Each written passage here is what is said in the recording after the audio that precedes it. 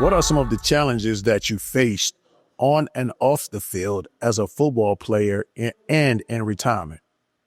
Say that one more time, sorry. What are some of the challenges that you faced on and off the field as a football player and in retirement? Yeah. I'll start with retirement, man. Like trying to figure out who you are outside of the game. I've played football for 30 years. I'll be 36 this year. So I started when I was 6 years old. So, always having a schedule, always knowing where you're supposed to be, when you're supposed to be, knowing that you got a game coming up, knowing you got to go to workouts, you got practice, you got to take care of your body, meals, go to study hall, get treatment, do all those different, you got, family hitting you up for tickets. And, when all that stuff dies down, you got to figure out who you are to your core. And that's hard to do sometimes. For as long as I've been doing football. I started when I was 6. So if you really think about it, I didn't know who I was when I was 6 years old either. But I was just introduced to something that I'm continuing to have repetition over, and then finding out who I am as a man based off, how hard I can run through this guy, or how fast can I be, how strong can I be. So, the transition was hard. Transition was definitely tough. Trying to figure out who I was. And then the hardest part was trying to put my world back together again. So when the fans disappear, that's one thing. But when you take off that jersey, that's another thing. People look at you different. They treat you different. The expectations that you have are different. It's just a different kind of world for you. So, for me, I think the book was the best thing I could do, because I'm having an opportunity to use my experiences. So I'm taking 30 years of my PhD in football to help other people with life experiences as well. So, that was the biggest transition for me. I had to find that niche.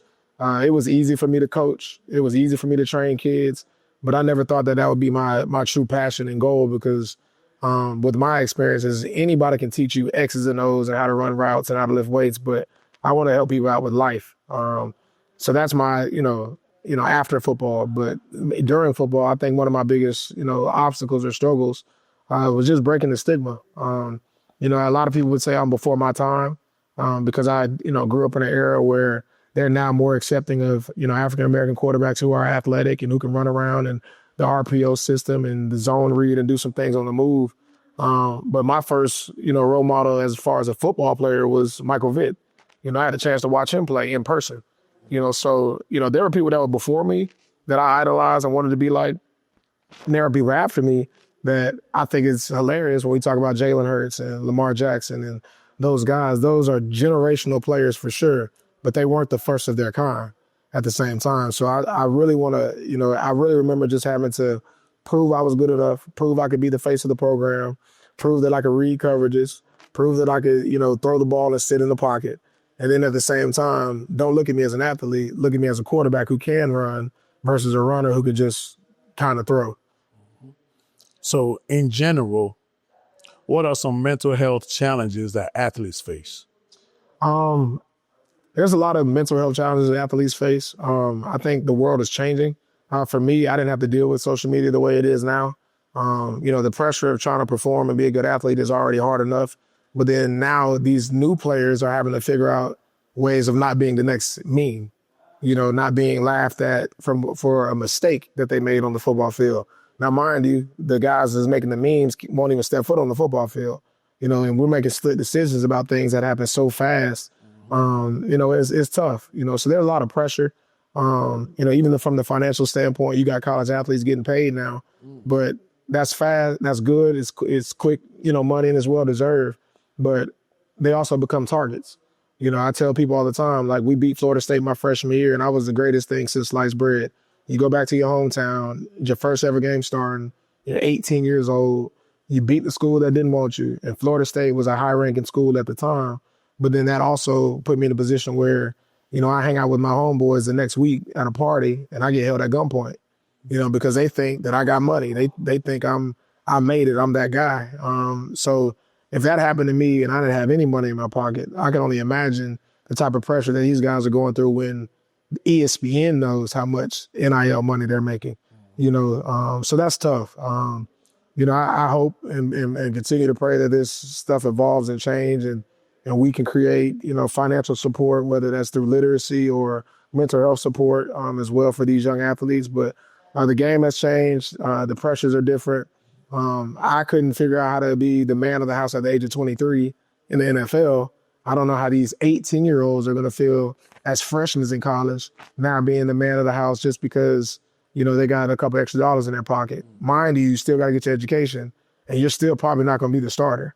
So as a 18-year-old freshman with $1 million in your pocket, I mean, you're the backup quarterback to Shedeur Sanders in Colorado. I mean, but everybody in your year back home is telling you should start. Everybody back home can't wait for you to come home for Christmas so they can, check your pockets. So it's a lot of different pressures that these young athletes are facing today for sure. Yeah. So you mentioned something very traumatizing, being held up at gunpoint. Yeah. How did that affect you as a person? And how did that affect you mentally? Yeah, I mean, being held at gunpoint, man, that was tough. I mean, for me, full disclosure, I mean, I'm hanging out with, on a weekend during Thanksgiving with Plies. I wanted to go see my favorite rapper, and which is a great experience. Still a close friend of mine today, but I ended up trying to be a good quarterback or a good leader, and I'm like, I got 4 of my teammates with me, and I'm like, hey man, let's leave the club early, let's go home. And I'm the one that drove. So when I, hit the corner, all of a sudden I just hear a lot of commotion and people running. And, at the time it was probably like almost 4:00 in the morning, and that's on a Sunday. And I got football practice the next day. I got study hall the next day. I got to get ready for the next game the next week. You know what I'm saying? So, to hang out on that Sunday was probably not the smartest or best decision. Where I parked was a bad idea around the back of the building. At the time, I'm still naive that nothing's going to happen. The time that I left the club was too late. And then at the same time, my friends, my teammates, they ran off.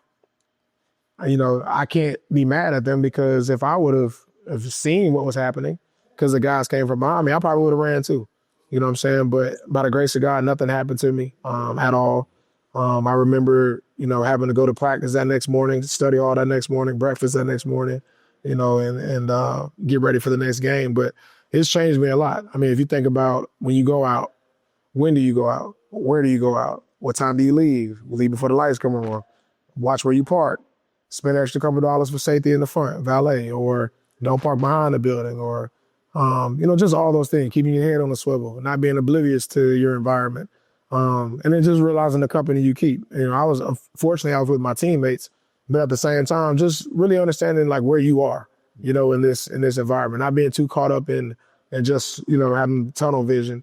Because there's a lot of guys that know who you are, have seen you before, recognize you in some capacity, could be jealous of some sort of situations. And that doesn't just go for me. That's just men in general. You can pick up vibes and energies of crowds and things like that. So it's definitely changed me a lot. Okay. And how important is family and having a strong support system when facing challenges and obstacles? Yeah, family's huge, man. And I realize in today's climate, not everybody has their mom and dad, but I've been blessed enough to have both parents.